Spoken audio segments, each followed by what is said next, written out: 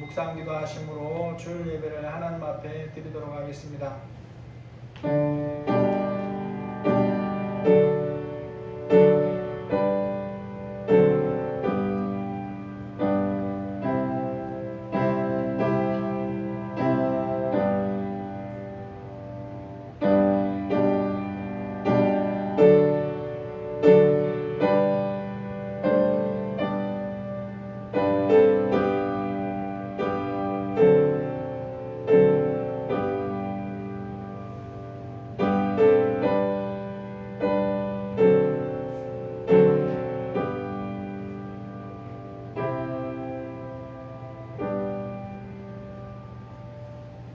야곱아, 너를 창조하신 여호와께서 지금 말씀하시느니라. 이스라엘아, 너를 지으신 이가 말씀하시느니라. 너는 두려워하지 말라. 내가 너를 구속하였고 내가 너를 지명하여 불렀나니 너는 내 것이라. 내가 물 가운데로 지날 때에 내가 너와 함께할 것이라. 강을 건널 때에 물이 너를 침몰하지 못할 것이며 내가 불 가운데로 지날 때에 타지도 아니할 것이요 불꽃이 너를 사르지도 못하리니 대전하는 여호와 내 하나님이요 이스라엘의 거룩한 이요 내 구원자임이라. 하나님 아버지, 창조자이시고 우리의 구원자이신 하나님께서 우리에게 말씀하시는 것을 두려워하지 말라고 하시는 말씀을 이 시간 우리가 듣기를 원합니다. 너를 구속하였고 너를 지명하여 불렀으며 너는 내 것이라고 말씀하시는 하나님, 성령 하나님이 우리 각자에게 이 말씀으로 우리 심령에 깊이 들려주셔서 참으로 하나님의 소유된 자로서, 하나님의 자녀된 자로서 하나님 앞에 참된 평안을 누리며 아버지께 영으로 진리로 예배하는 이 시간 될 수 있도록 은혜를 부어 주옵소서. 예수님의 이름으로 기도합니다. 아멘. 찬송가 43장입니다.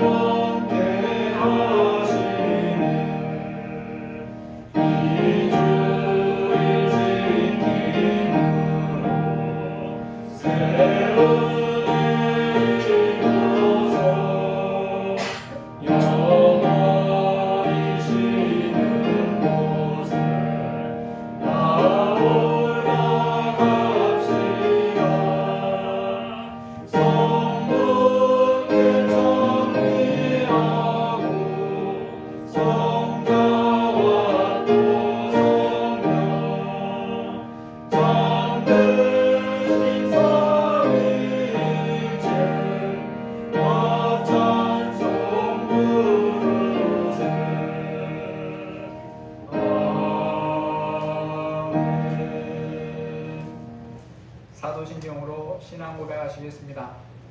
전능하사 천지를 만드신 하나님 아버지를 내가 믿사오며 그 외아들 우리 주 예수 그리스도를 믿사오니 이는 성령으로 잉태하사 동정녀 마리아에게 나시고 본디오 빌라도에게 고난을 받으사 십자가에 못 박혀 죽으시고 장사한 지 사흘 만에 죽은 자 가운데서 다시 살아나시며 하늘에 오르사 전능하신 하나님 우편에 앉아 계시다가 저리로서 산자와 죽은 자를 심판하러 오시리라. 성령을 믿사오며 거룩한 공의와 성도가 서로 교통하는 것과 죄를 사하여 주시는 것과 몸이 다시 사는 것과 영원히 사는 것을 믿사옵나이다. 아멘. 찬송가 419장 부르시고 박윤국 권사님 대표 기도해 주시겠습니다.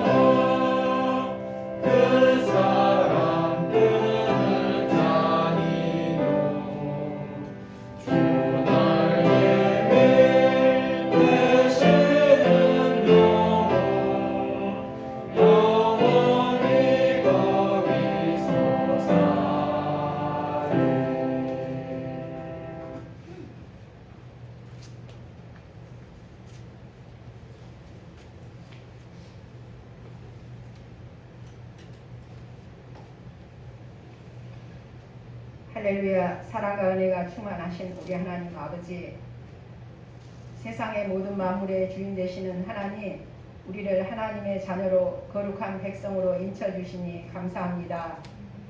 지난날 살아오면서 아버지의 뜻을 생각하지 않고 내 마음대로 쉽게만 생각하고 구별되지 못한 생활을 한 것이 없는지 되돌아봅니다.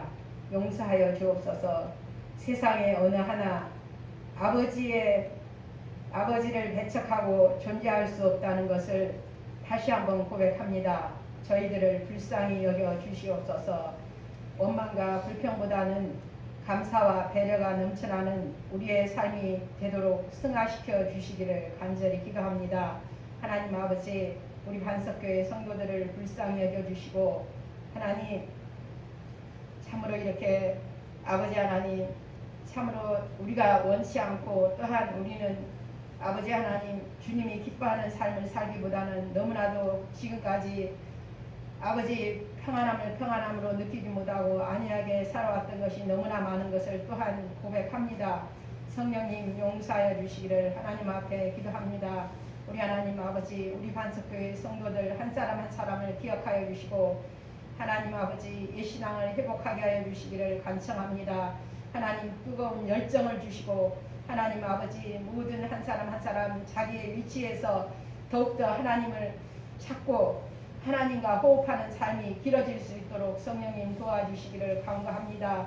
우리 하나님 아버지 어린 생명들부터 하나님께서 만져주시고, 아버지 주님의 명령을 듣고 힘있는 삶을 사도록 하나님께서 길을 열어주시기를 간구합니다. 세상의 어떠한 것에도 흔들리지 아니하고 분별력을 주셔서 하나님 내 마음부터 아버지 심령이 정결하게 되기를 하나님께서 날로 하나님 주여 주님께서 보혈의 피로 씻어주시기를 간구합니다. 아버지 하나님 아버지, 우리 성도들 이 땅의 모든 백성들을 하나님 불쌍히 여겨주시고 이 나라를 강한 팔로 붙들어 주셔서 하나님이 살아계시고 하나님이 운행하시다는 것을 모든 민족이 알게 하여 주시기를 기도합니다. 우리 박형서 목사님을 불쌍히 여겨주시고 하나님 영육간의 강건함을 주시고 이 땅에 하나님의 아버지 하나님 주여 하나님 믿는 아버지 백성들이 믿지 않는 자들 가운데 하나님 아버지 구별된 삶을 살도록 성령의 은혜를 폭포수같이 부어 주시옵소서. 참으로 부족합니다. 이 모든 간구 예수 그리스도 이름으로 간절히 기도드립니다. 아멘.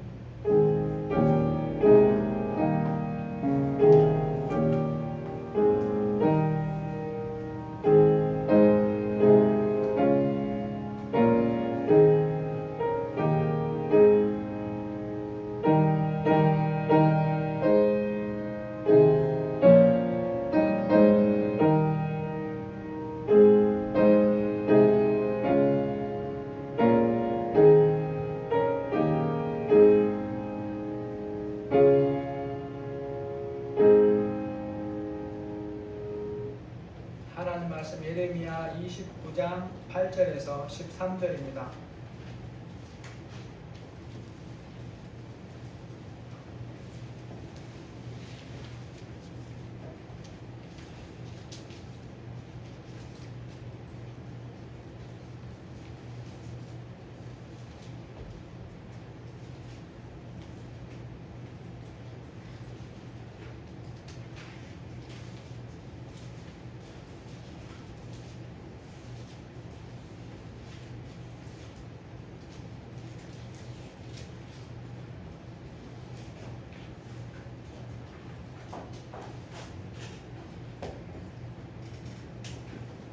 예레미야 29장 8절에서 13절입니다. 만군의 여호와 이스라엘의 하나님께서 이와 같이 말씀하시니라. 너희 중에 있는 선지자에게와 점장이에게 미혹되지 말며 너희가 꾼 꿈도 보지 듣고 믿지 말라. 내가 그들을 보내지 아니하였어도 그들이 내 이름으로 거짓을 배워나가리라. 여호와의 말씀입니다. 여호와께서 이와 같이 말씀하시니라. 바벨론에서 70년이 차면 내가 너희를 돌보고 나의 선한 말을 너희에게 성취하여 너희를 이곳으로 돌아오게 하리라. 여호와의 말씀입니다. 너희를 향한 나의 생각을 내가 아나니 평안이 재앙이 아니니라. 너희에게 미래와 희망을 주는 것이니라. 너희가 내게 부르짖으며 내게 와서 기도하면 내가 너희들의 기도를 들을 것이요 너희가 온 마음으로 나를 구하면 나를 찾을 것이요 나를 만나리라. 아멘. 이 시간 우리의 마음이 예배드리기에 합당하게 해주시고 성령님이 만져주시기를 기도하시고 이 땅의 주의 백성들과 교회를 불쌍히 여기시고 하나님 거룩하게 구별해 주시도록 기도하고 빛과 소금 내 삶 잘 감당토록 코로나19가 하나님 좋게 종길되기를 원합니다. 우리 다 함께 기도하시겠습니다. 하나님 아버지 감사합니다. 이 시간을 불러주셔서 하나님 앞에 예배자로 세워주시니 감사합니다. 하나님 도와주시기를 원합니다. 우리의 몸과 마음과 생각들이 하나님 앞에 예배하기 합당한 그런 자들이 되기를 원합니다. 우리의 미련하고 연약한 모습들 주님이 불쌍히 여겨주시기를 기도합니다. 예수님의 보혈로 깨끗하게 하여 주시기를 기도합니다. 우리에게 깨달은 마음을 보여주옵소서. 성령님 우리 모두에게 충만하게 임하여 주시고 각자의 마음을 만져주시고 새롭게 하여 주시기를 기도합니다. 진리의 말씀을 들을 기와 깨달은 마음이 되게 하여 주옵소서. 감히하는 모든 사탄의 세력을 예수의 이름으로 결박하고 다 깨뜨려 주시기를 기도합니다. 아버지 이 땅의 주의 백성들과 교회를 구별해 주시기를 기도합니다. 주여 불쌍히 여겨 주옵소서. 우리가 잘못함으로 또 우리가 어찌할 수 없는 그런 그로 인해서 세상에서 하나님 손가락질 받고 비난받는 것을 용서하여 주시고 아버지 빛과 소금의 사명을 잘 감당할 수 있도록 하나님이 역사해 주시기를 기도합니다. 아버지 하나님 이 땅에 코로나19가 속히 종식되게 하여 주시고 그래서 하나님 이 땅의 주의 백성들이 하나님 앞에 마음껏 예배하며 함께 기도하며 간구하며 주신 사명자를 감당할 수 있도록 도와주시기를 원합니다. 아버지 하나님이 역사하여 주옵소서. 우리나라가 하나님의 기뻐하는 마음으로 잘 진행될 수 있도록 은혜를 부어 주시옵소서. 우리가 함께 기도하며 하나님의 뜻을 이루어가는 삶을 잘 감당토록 도와주옵소서.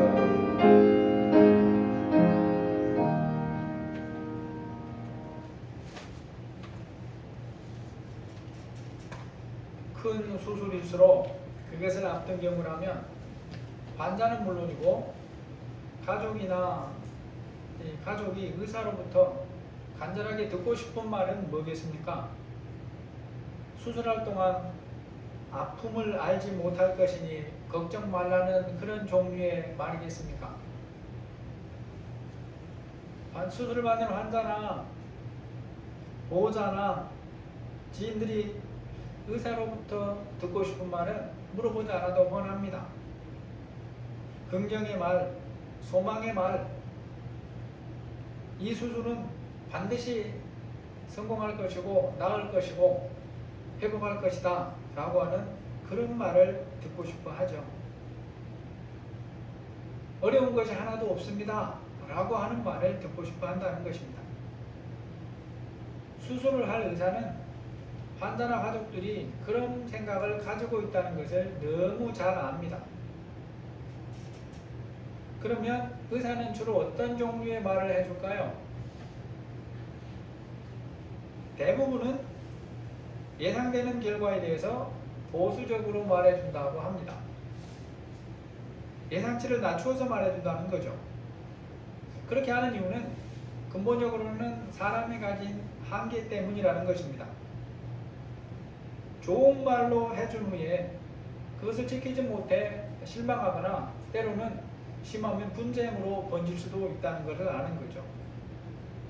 이게 우리나라에서 일어난 일이에요. 해외 토픽이 아니고. 2달 전에 한 기사를 보니까 임산부가 아기를 낳고 3개월이 넘었는데 계속 배가 아프더랍니다. 그래서 병원에 가서 진찰을 하고 수술을 했는데 믿지 못할 일이 있었어요. 배 속에 이 신생아 수술할 때 사용한 꺼지를 꺼내는 걸 깜빡 잊고 봉합을 한 거예요. 그것 때문에 계속 배가 아팠던 것입니다. 여러분 아무리 명의라고 해도 적어도 우리나라에서는 이 신생아 출생 수술하는 것은 누구나 의사라면 그 전문 의사라면 다 할 수 있는 일이고 실수하는 경우가 제가 기사에서 본 적이 없어요. 그럼에도 불구하고 이런 일이 생기는 게 사람입니다. 그렇기 때문에 아무리 이 환자나 의사들이 아니 가족들이 듣고 싶어 하는 말이 뭔지 알지만 듣고 싶어 하는 말을 해주는 게 아니라 들어야 할 말을 해주는 게 의사라는 거죠. 듣기를 원하는 말보다 들어야 할 말을 들어야 그들이 냉정하게 분별력을 가지고 행동하게 만들 수 있습니다.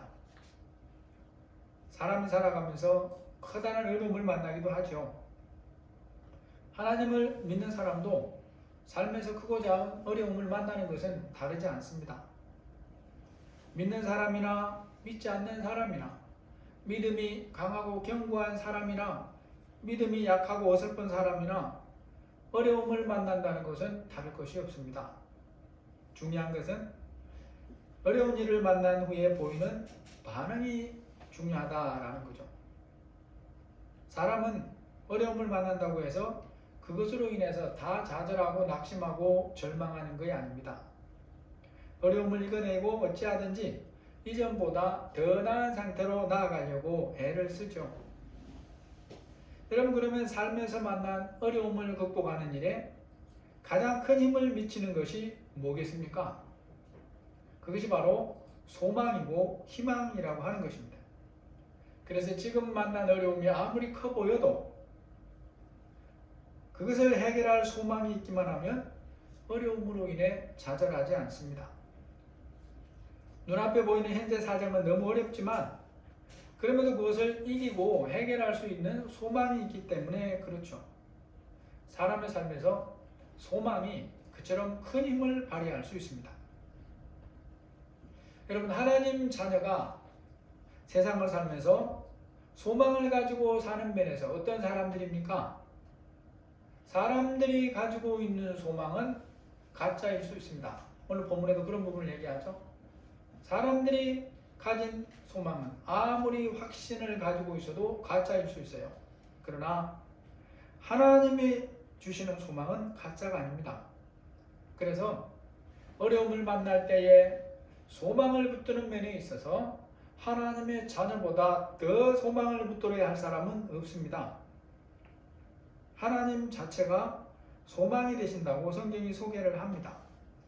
로마서 15장 13절에 보니까 소망의 하나님이 모든 기쁨과 평강을 믿음 안에서 너희에게 충만하게 하사 성령의 능력으로 소망이 넘치게 하시기를 원하노라.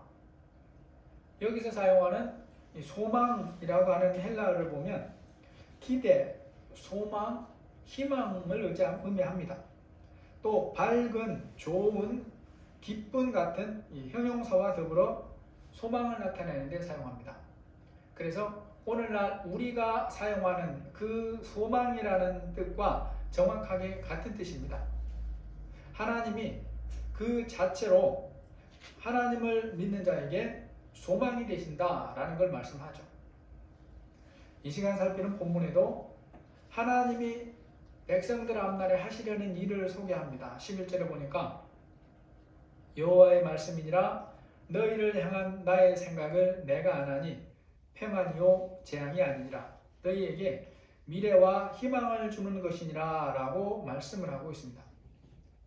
성경을 보면 하나님은 어떤 경우에도 거짓말을 하시지 않습니다. 그리고 거짓말 자체를 할 수가 없는 분이죠.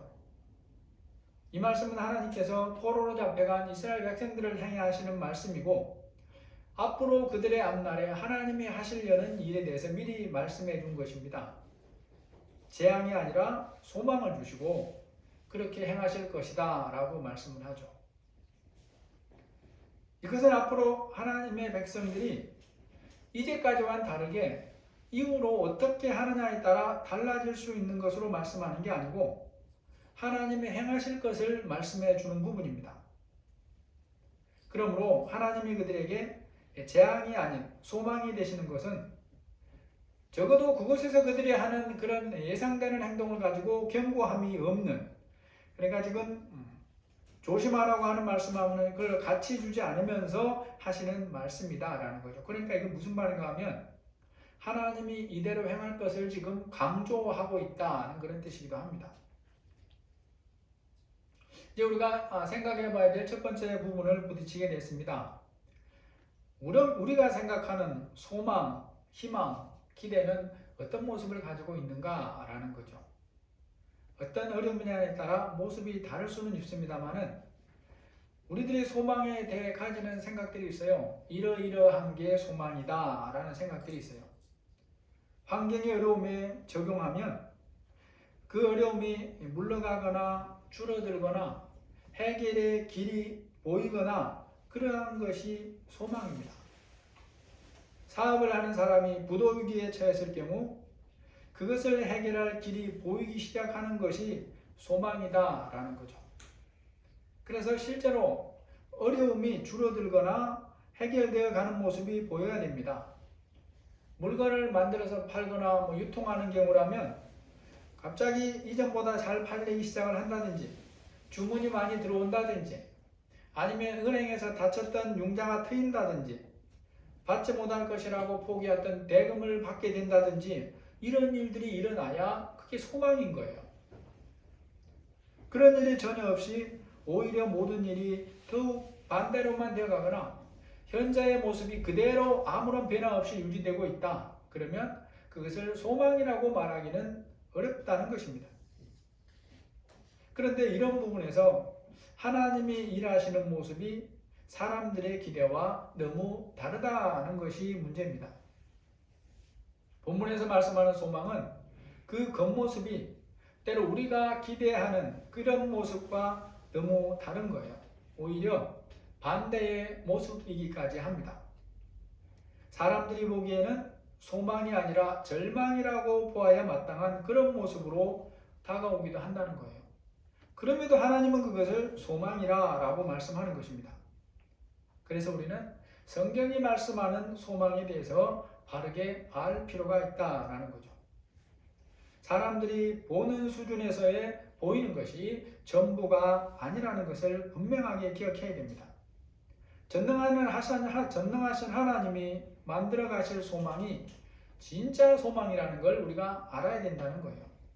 그래야 고난당할 때에 생각지 못한 어려움이 계속될 때에 그럼에도 불구하고 낙심하지 않고 소망이신 하나님을 끝까지 붙들 수가 있는 것입니다. 성경에 말씀하는 하나님이 주시는 소망이 이러한 겉모습을 가지고 있다는 것을 알지 못하면 우리가 하나님을 끝까지 믿을 수가 없습니다.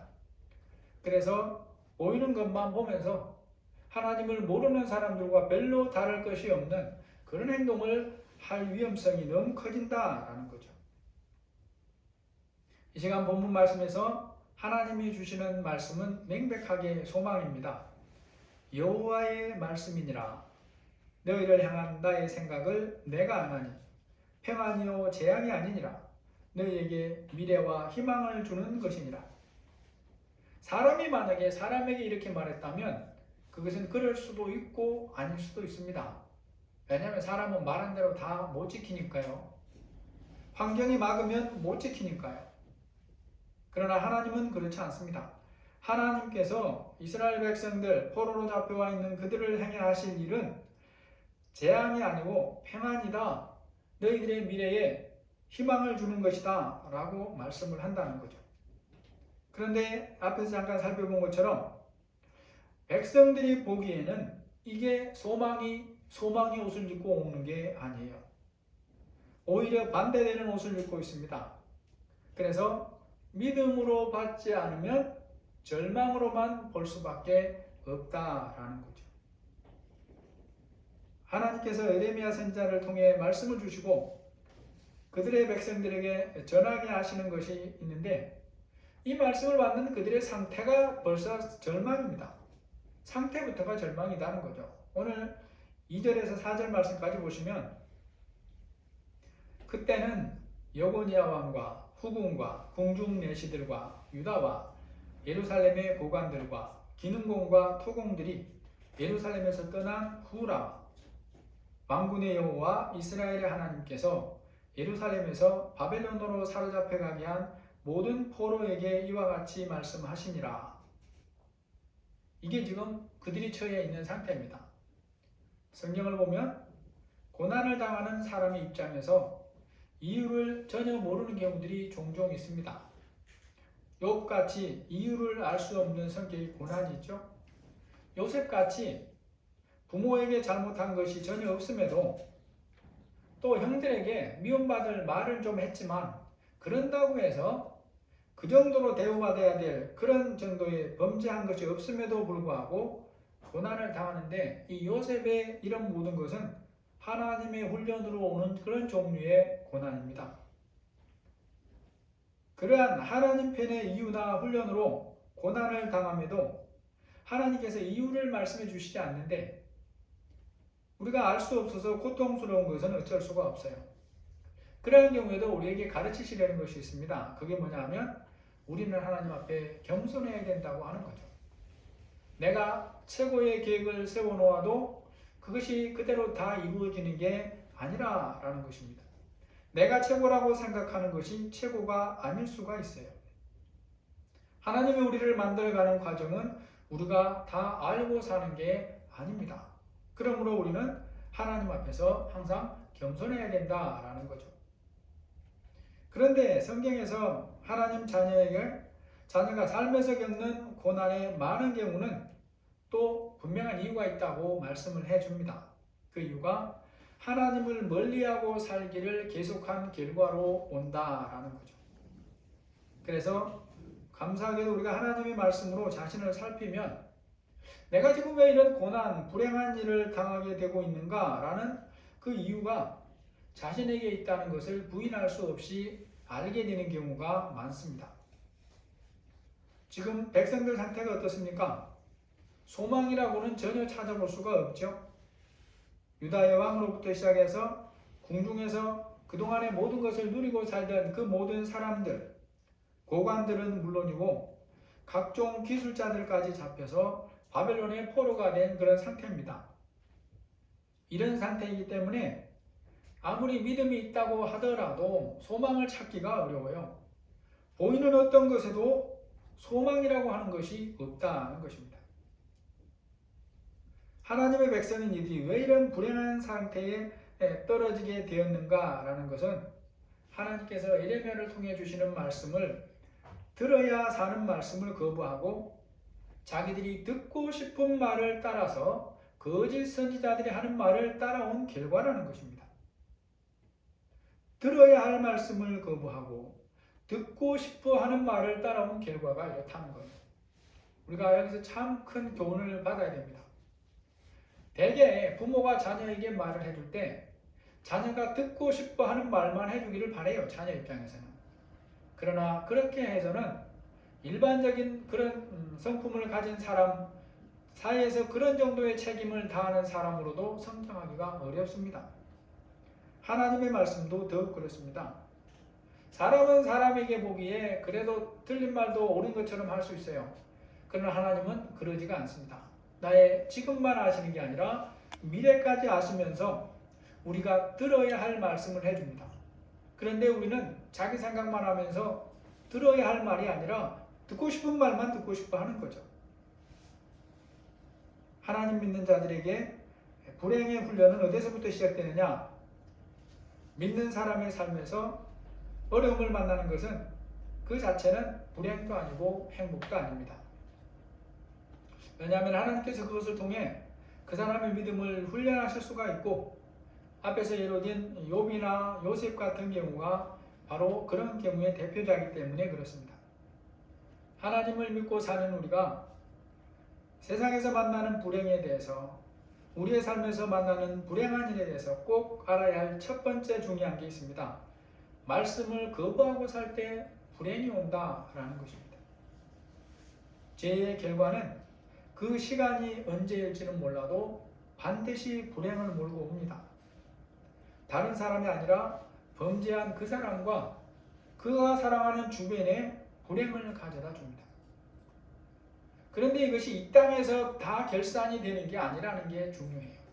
히틀러나 김일성 같은 자들이 죽기 전까지는 참 오래 세상에서 많은 것을 누리면서 사는 것을 보여줍니다.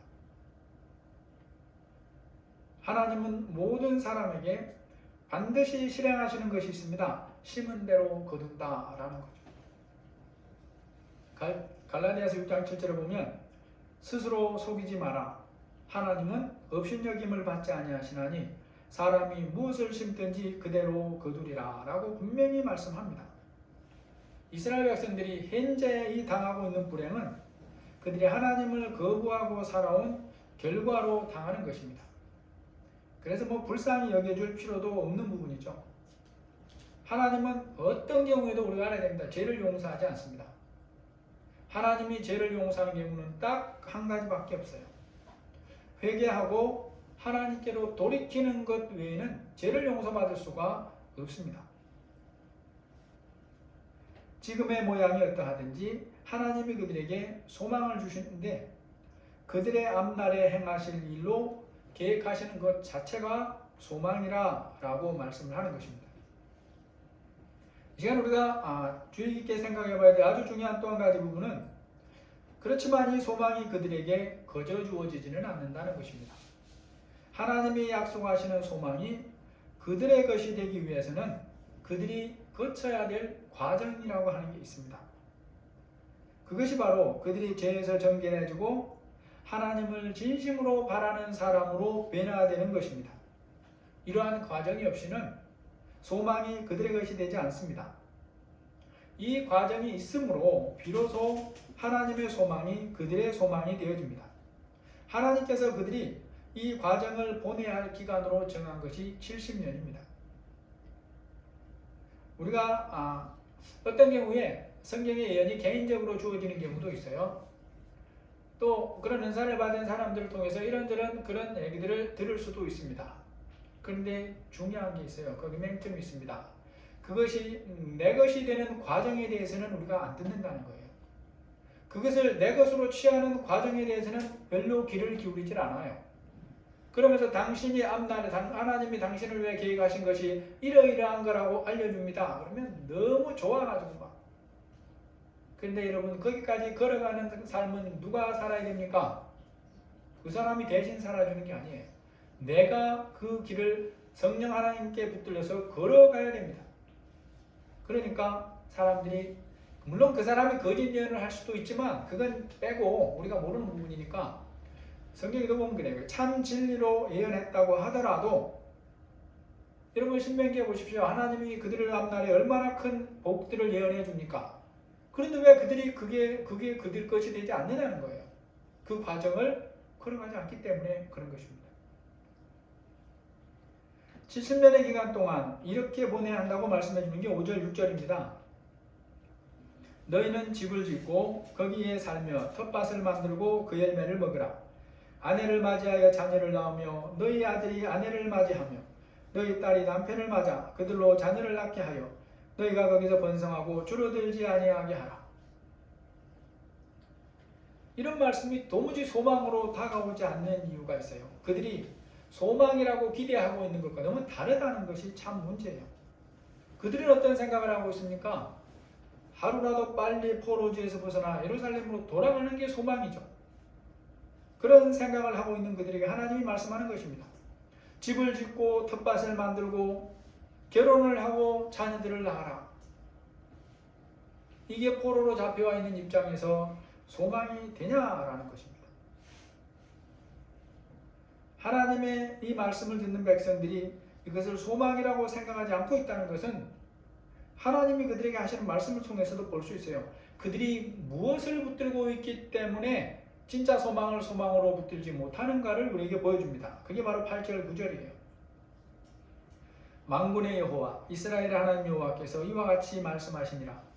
너희 중에 있는 선지자와 점쟁이에게 미혹되지 말며 너희가 꾼 꿈도 고지 듣고 믿지 말라. 내가 그들을 보내지 아니하였어도 그들이 내 이름으로 거짓을 예언함이라. 여호와의 말씀이니라. 하나님이 주시는 소망이 그들에게 소망인데도 불구하고 그들의 마음에 뭐가 가득 차 있기 때문에 하나님의 소망을 거부합니까? 백성들 중에는 포로로 잡혀가 있는 그들 중에 이전부터 시작해서 이 당시에도 거짓된 것을 계속해서 전파하고 있는 거짓된 선지자들이 섞여 있어요. 그리고 백성들이 그들의 말에 마음을 빼앗기고 있는 것입니다. 포로로 잡혀온 그들이 생각하는 것은 예루살렘에 있을 때부터 거짓 선지자들이 한 말이 있습니다. 늦어도 2년 안에 다시 돌아올 것이다 라고 하는 것을 예언을 했었어요. 안타깝게도 그때만 그런 게 아닙니다. 우리가 살고 있는 이 시대도 마찬가지예요. 자신이 참 선지자라도 되는 것처럼 사람들을 선동하는 자들이 많습니다. 어떤 자들이 하는 말과 행동은 하나님 말씀에 비추어보면 명백하게 벗어나 있어요. 그런 자들은 선동하는 자들이라고 해도 전혀 잘못된 표현이 아니에요. 그런 모습을 보면서 우리가 분명하게 깨달아야 될 진리가 있습니다. 진리는 그것을 듣는 사람의 마음에 자동으로 받아들여지고 자리 잡는 것이 아니라라는 거예요. 그 사람 마음에 진리를 받아들이는 자세가 있어야 하고 실제로 진리를 사모하고 믿음으로 받아들임이 있어야 합니다. 그래야 그 진리가 그 안에 자리를 잡기 시작을 합니다. 그런데 비해서 거짓이 사람의 마음에 자리 잡는 것은 아담이 범죄한 이후에 자동처럼 되어지는 일이라는 것을 깨달아야 됩니다.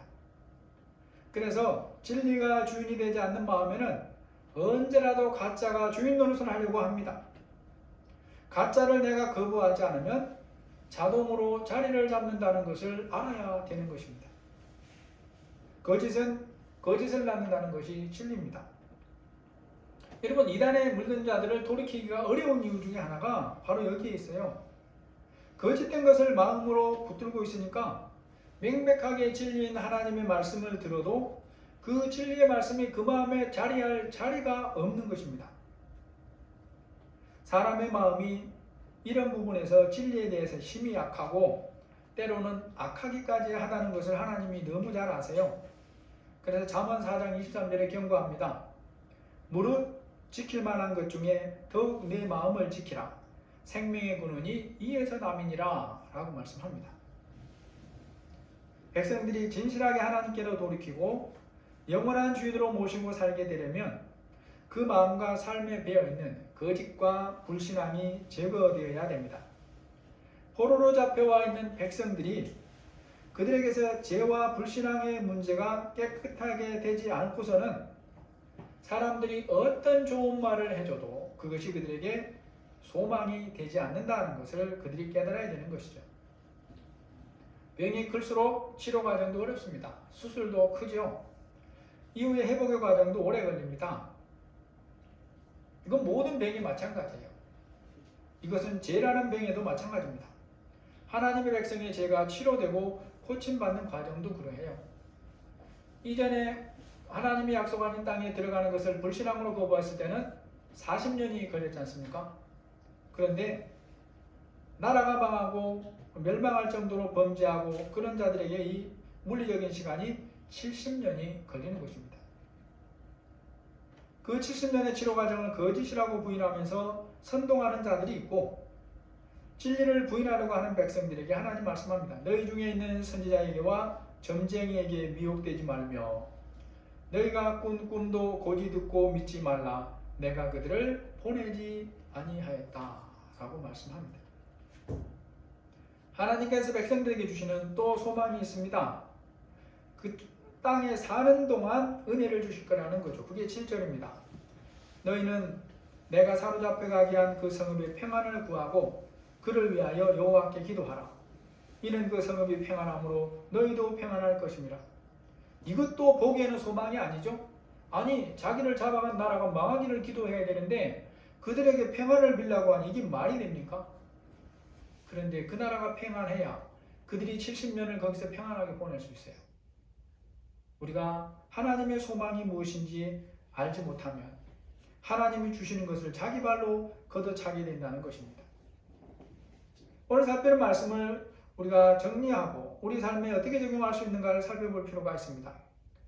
우리는 그들처럼 물리적으로 잡혀가서 포로가 된 적도 없고 보이는 어떤 것을 주인으로 삼고 있지도 않아서 이런 말씀이 우리와 무슨 상관이 있을까 고민할 필요, 모를 수가 있다라는 거죠.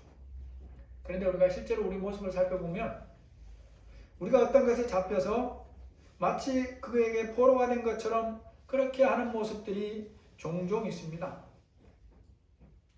돈이나 성공이나 이와 연결된 것들은 믿거나 믿지 않는 모든 사람에게 가짜로서 진짜 주인 자리를 노리는 첫 번째 힘을 가진 것들이라는 것을 우리가 항상 기억을 해야 됩니다. 믿는 사람에게도 마찬가지예요. 내 신념, 내 생각, 내 사정이라고 하는 것이 하나님의 말씀보다 더 진짜 주인 노릇하려고 하는 것이 너무나 많다는 것을 우리가 기억을 해야 됩니다. 그러한 것에서 놓여서 진짜 주인 되시는 하나님을 내 삶의 주인으로 모시고 사는 것은 당시 이스라엘 백성들처럼 대가 없이 단번에 주어지는 게 아닙니다. 70년이라고 하는 80년이라고 하는 인생을 살면서 저나 여러분이 날마다 내 마음에서 가짜 주인을 몰아내고 진짜 주인을 주인으로 모시고 사는 삶을 계속하는 것 외에 다른 길이 없다는 것입니다. 여기서 우리가 하나 알아야 될 것이 우리가 하나님의 영적 자녀이기 때문에 하나님께서 나의 삶에 가장 적절한 일을 통해서 내 안에 주인 노릇을 하는 가짜들을 몰아내게 하신다라는 거죠. 그런데 성경을 보니까 가짜 주인을 몰아내는 일에 들어가는 시간이 그 사람이 생각하는 것보다 더 길더라라는 거죠. 길더라. 이런 일이 오늘 우리에게도 그대로 적용될 수 있습니다. 내 안에서 가짜 주인을 몰아내는 시간이 내가 생각한 것보다 더 길어질 수 있어요. 내가 진리에 어떻게 반응하느냐에 따라 기간이 달라질 수 있습니다. 그 무거움이 달라질 수 있습니다. 하나님이 처음 계획하신 대로 지나가기 위해서는 말씀을 받아들이고 사는 것 외에 다른 길이 없습니다. 그 길이와 무게를 정하시는 분이 나를 가장 잘 아시는 하나님이시고 내 삶의 가짜 주인이 어느 정도로 영향을 미치는가를 가장 잘 아시는 하나님이기 때문에 그렇습니다. 오늘 말씀의 결론입니다. 믿는 자들에게 주어진 이 땅 위에서의 삶은 믿음으로 사는 것을 훈련받는 시간입니다. 그래서 저 사람과 나는 다르지만 각자가 보내야 할 시간의 정도가 있고 훈련의 분량이 있습니다. 말씀의 가르침을 따라 믿음으로 하나님을 의지하고 동행하는 자라야 인생의 하루하루 시간을 하나님 뜻 안에서 보내면서 하나님과 함께 할 수 있습니다. 어려움이 많고 내일을 모르는 인생에게 평안이요 소망 되시는 하나님이 계속해서 주님과 함께하는 그런 방법으로 우리에게 일러주신 것이 오늘 12절 13절입니다. 너희는 내게 부르짖으며 내게 와서 기도하면 내가 너희들의 기도를 들을 것이요 너희가 온 마음으로 나를 구하면 나를 찾을 것이요 만나리라. 70년의 인생을 사는 동안 그 하나님과 동행하는 유일한 방법은 이 길밖에 없습니다. 저나 여러분이 이 하나님을 깊이 기억하시고 평안이요 소망 되신 하나님, 오늘 주보에 나온 것처럼 처음 사랑을 잃어버리지 않았는지 점검하며 또 한 주간 추석 주간 승리하시기를 예수님의 이름으로 축복합니다. 하나님 아버지, 하나님의 뜻은 평안이요 재앙이 아님에도 그것들이 우리가 기대하는 소망의 옷을 입고 있지 않기 때문에 우리가 믿음으로 받지 않으면 받을 수가 없습니다. 받으려고 해도 보이는 부분 때문에 받을 수가 없습니다. 아버지, 우리에게 믿음을 주신 것을 감사합니다. 성령 하나님이 우리와 우리 자녀들의 앞날에 평안이요 소망을 주시는 하나님이신 것을 감사합니다. 70년의 인생 동안 하루하루를 주님과 친밀하게 동행할 수 있도록 은혜를 부어주시기를 기도합니다. 우리가 추석 주간 또 한 주간도 하나님께 기도하며 하나님이 들으시는 것을 믿고 온 마음으로 주를 향하는 귀한 한 주간의 삶을 살도록 도와주옵소서. 예수님의 이름으로 기도합니다. 아멘. 찬송가 405장입니다.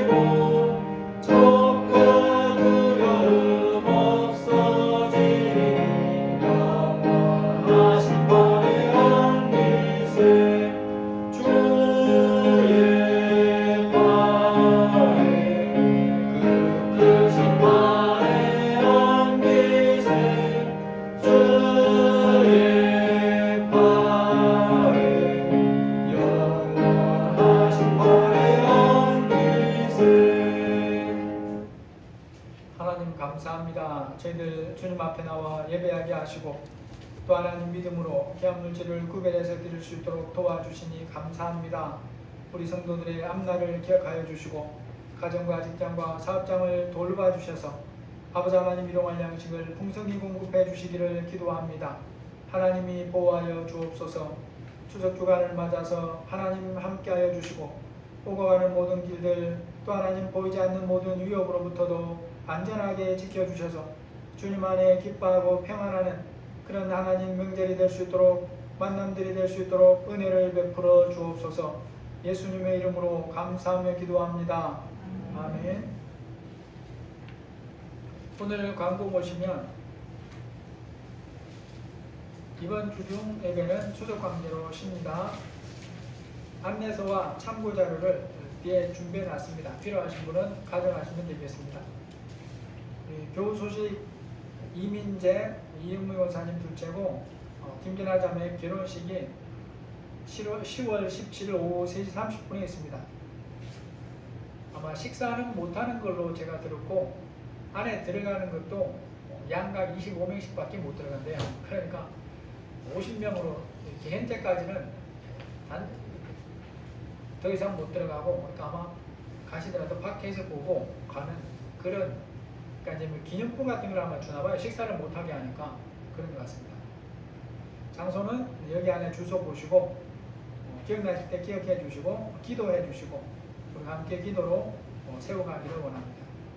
추석 명절 기쁘게 잘 보내시기를 바랍니다. 찬송가 595장입니다.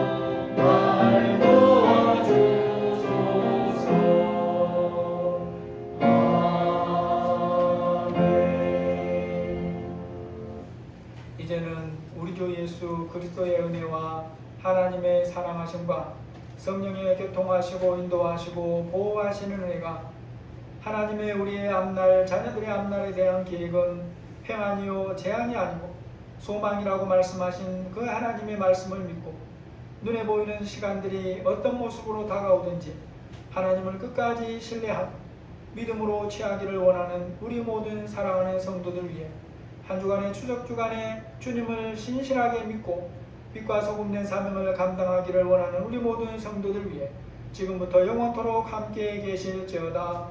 아멘.